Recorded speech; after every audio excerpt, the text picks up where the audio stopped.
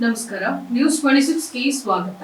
ಕಲಬುರಗಿ ಜಿಲ್ಲೆಯ ಅಫಜಲ್ಪುರ ತಾಲೂಕಿನ ತಹಶೀಲ್ದಾರ್ ಕಚೇರಿಯಲ್ಲಿ ಸಿದ್ದರಾಮ ಪಡಶೆಟ್ಟಿ ಗ್ರಾಮ ಲೆಕ್ಕಾಧಿಕಾರಿ ಪಹಣಿ ಮಾಡಿಕೊಡಲು ರೈತರಿಂದ 7,000 ರೂಪಾಯಿ ಲಂಚ ಪಡೆಯುವಾಗ ಲೋಕಾಯುಕ್ತರ ಬಲೆಗೆ ಬಿದ್ದಿದ್ದಾರೆ. ನಂತರ ಅಧಿಕಾರಿಗಳು ಎಲ್ಲಾ ದಾಖಲೆಗಳನ್ನು ಪರಿಶೀಲನೆಯನ್ನ ನಡೆಸಿದ್ದಾರೆ. ವರದಿ ವಿಠಲ್ ಎಂಎ ಪೂಜಾರಿ, ನ್ಯೂಸ್ 26 ಕನ್ನಡ, ಕಲಬುರಗಿ.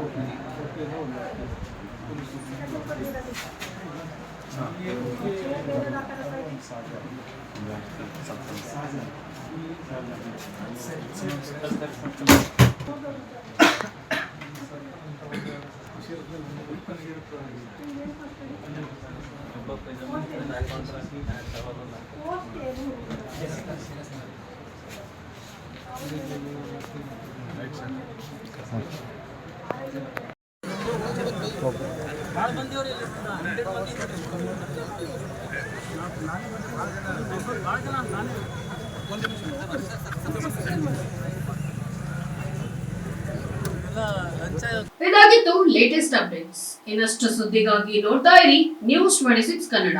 ನಾವು ನಿಮ್ಮೊಂದಿಗೆ.